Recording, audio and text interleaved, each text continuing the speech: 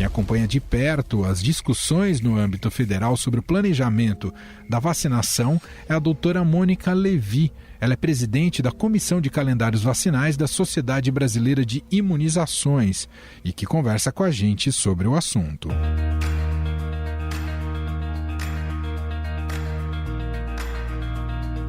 Tudo bem, doutora? Obrigado por nos atender. Bom dia a todos. O governo federal padece de melhor coordenação nesse campo e também de maior celeridade ao pensar a campanha de vacinação contra a Covid? Veja bem, o Brasil é um país de dimensões continentais, né? Você organizar uma campanha num estado, tendo já verba própria e condições de fazer no seu próprio estado, é diferente de um Brasil como um todo, né? Tem um monte de questões envolvidas. Mas o Ministério da Saúde tem um plano, tem o seu planejamento, sim, tem uma Câmara Técnica que com várias entidades, né, o Programa Nacional de Imunizações se reuniu com várias entidades e traçou um planejamento, sim. O ideal seria que a gente tivesse uma coordenação nacional para enfrentamento da Covid.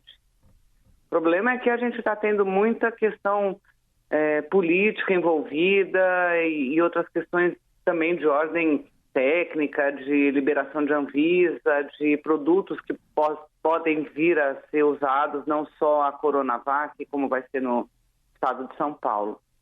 Então é bem complexo tudo isso. Mas nós temos o Programa Nacional de Imunização está avançando no progresso da estratégia, né? Mas tem várias variáveis que ainda têm que ser melhor definidas. Doutora, o governo errou em fechar inicialmente apenas com a Universidade de Oxford para a produção da vacina. Deveria ter aberto outras frentes de negociação agora, nessa semana, né? Foi dito que a negociação com a Pfizer, que ainda não está concluída. Mas o governo também atrasou em negociar com mais fornecedores? Eu acho que essa é a principal crítica que a gente pode fazer, sim. Apostar numa vacina só e não está aberta para outras possibilidades desde o início, né? Nesse ponto a gente atrasou falando só da vacina Oxford. Isso eu acho que é uma crítica merecida mesmo. Doutora, no caso da Coronavac, o governador de São Paulo, João Dória, foi precoce anunciar a data do dia 25 de janeiro sem a certificação da Anvisa? Qual que é a avaliação da senhora? Claro que sim. Isso, na minha opinião, é muito ruim, muito prejudicial, porque agora o que vai fazer com isso é uma pressão sobre a Anvisa para que licencie por conta de um cronograma já anunciado, né? Na verdade, a Coronavac nem tinha enviado ainda para a Anvisa os dados de fase 3 para poder estar planejando com data já marcada, o que foi anunciado, né, segunda-feira pelo governador.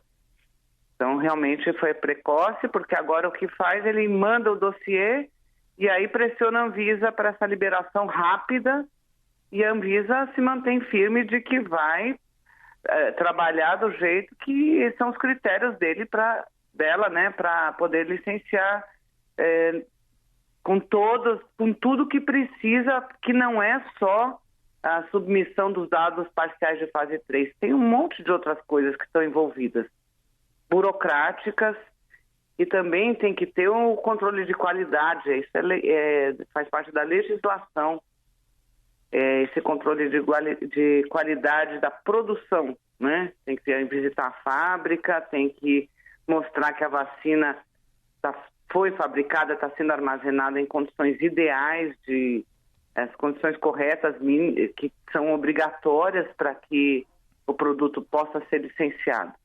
Então não é só questão técnica dos dados de fase 3. Doutor, e quais são os maiores desafios, né? Agora pensando justamente o governo coloca como meta e iniciava, o governo federal, né? Como meta colocar a campanha a partir de março. Quais são os maiores desafios para justamente esse processo de imunização da população? Bom, eu queria até aproveitar aqui a oportunidade para dizer que o Brasil tem uma grande expertise em vacinação em massa. Nós temos profissionais muito qualificados, competentes e experientes. Nós já fizemos grandes, enormes campanhas a nível nacional. Então, assim, a gente tem realmente toda uma logística que é extremamente complexa. Da hora que a vacina chega no país até ela ser distribuída para as salas de vacina, tem todo um percurso, né, de armazenamento a nível que é feito em Guarulhos, né, chama Senad, Central Nacional de Distribuição. Depois de lá, de acordo com a demanda, ela vai para os estados, dos estados para os municípios e dos municípios para as UBS. Nós temos mais de 38 mil salas de vacina. Então, imaginem todo esse percurso, tem toda essa logística que tem que ser mantida, cadeia de frio, impecável, e são vários os transportes. O Brasil tem realidades diferentes. Você imagina, na Amazônia, tem vacinas que vão de barco para os municípios, para as UBS, tem outras que vão por aviões de carga, mas aviões mais rústicos. E então, cada estado brasileiro, cada município tem realidades muito, muito diferentes. Então, esse é um grande desafio, mas eu acho que nós temos experiência já com anos de sucesso de Programa Nacional de Imunização e anos de sucesso de campanhas nacionais. Então, acho que isso a gente dá um jeito. Eu acho que o maior desafio vai ser a comunicação, como vai ser feita essa campanha. A questão da não obrigatoriedade também é uma questão muito discutível. E o que muda, pensando nesse plano, e o que a senhora destacou, na expertise no plano de imunização em cadeia nacional, o que muda num contexto que temos agora de estados negociando à parte justamente seu plano de imunização? São Paulo com a Coronavac, outros estados negociando com outros fornecedores. Quando o protagonismo passa a ser do Estado, isso interfere em algo na coordenação nacional? Complica o quadro?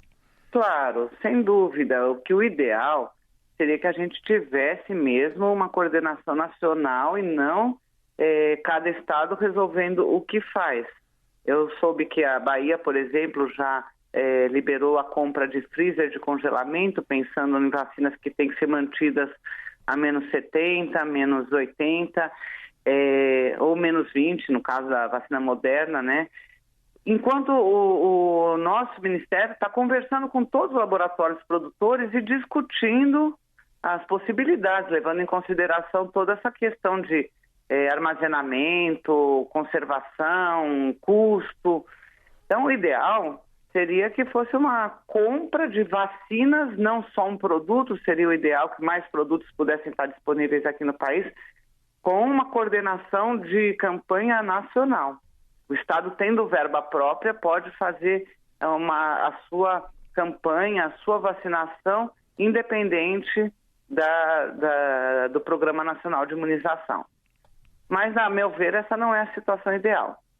Eu acho que, assim, quando é uma situação peculiar de um estado, por exemplo, o Paraná fez uma campanha e vacinou contra a dengue, porque lá a dengue estava muito grave, e então foi uma ação pontual do estado do Paraná, por exemplo. Eu só estou citando como exemplo.